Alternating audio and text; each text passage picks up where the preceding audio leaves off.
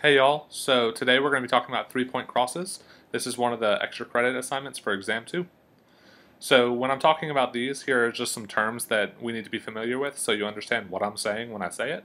A homozygous dominant is an individual who has both dominant alleles of a trait. A heterozygous individual is an individual with both a dominant and a recessive allele for that trait. A homozygous recessive is an individual with two recessive alleles for that trait. Non-recombinant progeny are offspring that do not undergo any genetic recombination, and so they don't see any genes switch on between alleles during recombination. And recombinant progeny are offspring that do undergo genetic recombination, and so their genes will switch alleles. And so when we work through how to deal with three-point crosses, we're going to be using this quiz question, so everyone's kind of familiar with it and don't feel like something's coming out of left field. So this question deals with two cats, a heterozygous individual and a homozygous recessive individual. They mate and have 100 offspring. So if you guys want to read the question a little bit more in depth to understand, it's right there on the right. But when we work through this, we're going to be determining non-recombinant progeny, double crossover progeny, the order of the genes on the heterozygous individual. We're going to learn how to draw chromosomes of the heterozygous parent. We're going to determine the configuration of the heterozygous parent's chromosomes, that is, if it's trans or cis. We're going to be calculating recombination frequencies. We're going to be calculating expected number of double crossover progenies and calculating the coefficient of coincidence. Woo woo.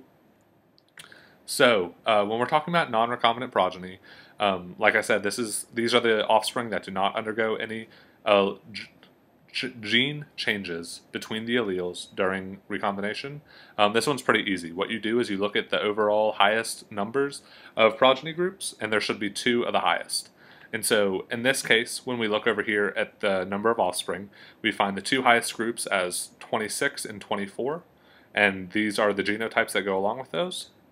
These are our groups that are the non-recombinant progenies.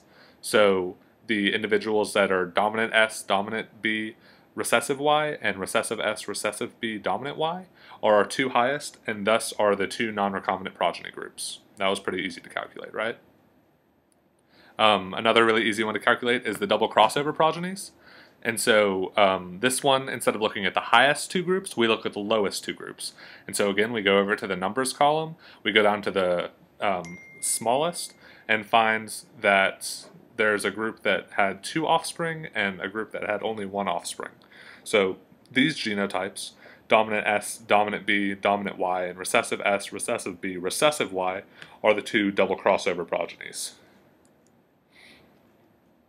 Now, to determine the order of the genes on the chromosomes, what we do is we compare non-recombinant progeny genotypes to the double crossover progeny genotypes. These are the two groups that we just found. And so the non-recombinant progenies have a genotype of dominant S, dominant B, recessive Y, and recessive S, recessive B, dominant Y. The double crossover progenies have a genotype of dominant S, dominant B, dominant Y, and recessive S, recessive B, recessive Y.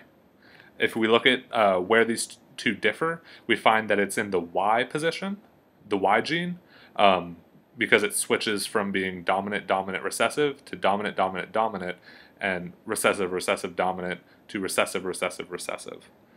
This means that since the Y is the one that changes, this is the gene that's in the middle. And so when you say the order of the genes, you just have to make sure Y is in the middle, and the other two can go, it can either be SYB or BYS. It doesn't really matter. So to determine the heterozygous parent chromosomes, to draw these, what you do is you look at the non-recombinant progeny genotypes. Since the non-recombinant progenies are the offspring that did not undergo any type of allele gene switching during recombination, we find that they have the same genotype as the heterozygous parent. And so when we look at the non-recombinant progenies, their genotypes were dominant S, dominant B, recessive Y, and recessive S, recessive B, dominant Y. Thus, and we already determined that Y is the middle gene. And so when we draw their alleles, the chromosomes need to look as dominant S, recessive Y, dominant B, and that corresponds to this first one. And the second one is recessive S, dominant Y, recessive B, and that corresponds to the second genotype that we found. To determine if the heterozygous parent chromosomes are in the trans or cis configuration, what you do is you actually take the heterozygous parent's phenotype and compare that with the phenotype of the non-recombinant progeny. And so in the problem it tells you that the heterozygous dominant parent is short, black coat with yellow eyes. The two non-recombinant progeny groups that we found had phenotypes of short, black coat, blue eyes, or long, white coat, yellow eyes. Since the phenotypes of the parent don't match either phenotypes of the non-recombinant progeny, we know that the chromosomes are in trans configuration. If the parent phenotype had matched one of the non-recombinant progenies, then it would have been a cis configuration. Now what we're going to do is determine recombination frequencies.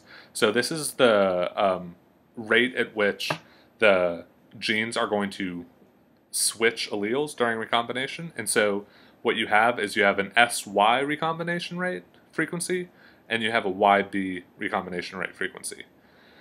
To determine these, what you do is you calculate how many times the S-Y relationship changed from the non-recombinants, or the YB relationship changed. So what we do is we start off saying that our two groups here that are the non-recombinant, the double crossover progenies, they had to undergo both. And so we're going to have one offspring there and two offspring there that we're adding together. Now we have to go through and look and determine out of these middle four groups which two experienced an SY change. And so looking at the original non-recombinant genotype, we see that the SY relationship is dominant S, recessive Y, or recessive S, dominant Y. For these to switch, we would expect that a SY changed offspring would have a dominant S, dominant Y, or a recessive S, recessive Y. And so going through to look through these, we find that this group right here has a recessive S, recessive Y, and then this group right here has a dominant S, dominant Y. And so those two get added into the recombination frequencies. Now the total number of offspring here are 100, and so we put that in the denominator. And so when we add all of these recombinations up and divide by 100, we get 20%. So the recombination frequency for the S allele changing is 20%. Now we have to do the same thing, but for a YB relationship. And so when looking at the original non-recombinant genotypes, we see that it's dominant B, recessive Y, or recessive B, dominant Y. So going through and looking, we find that this group right here switched from recessive B to recessive Y, and so that's a recombination switch, so we'll add a 15 in there. And right below it, we see that the dominant B is now paired with the dominant Y, and so that's a switch as well, and so we add that 15 in.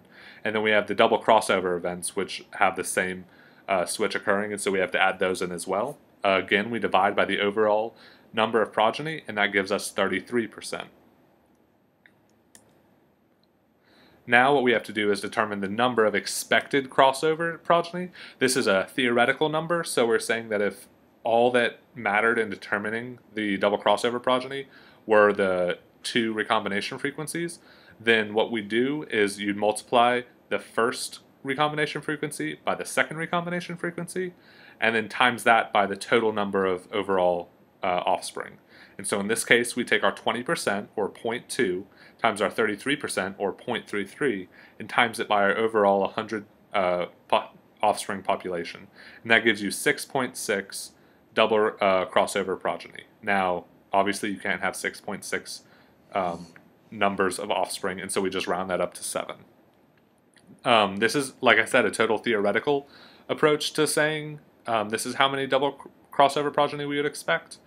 And that doesn't take into account interference, but we're not going to really get into that right now. That's for someone else to do if they want.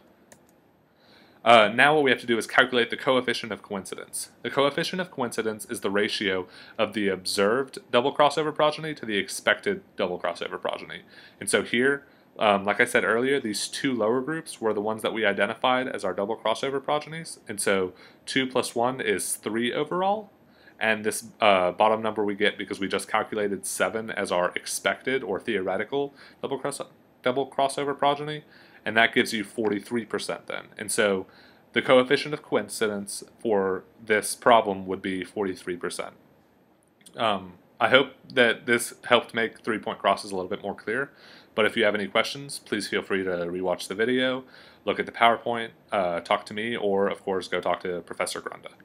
Thanks so much.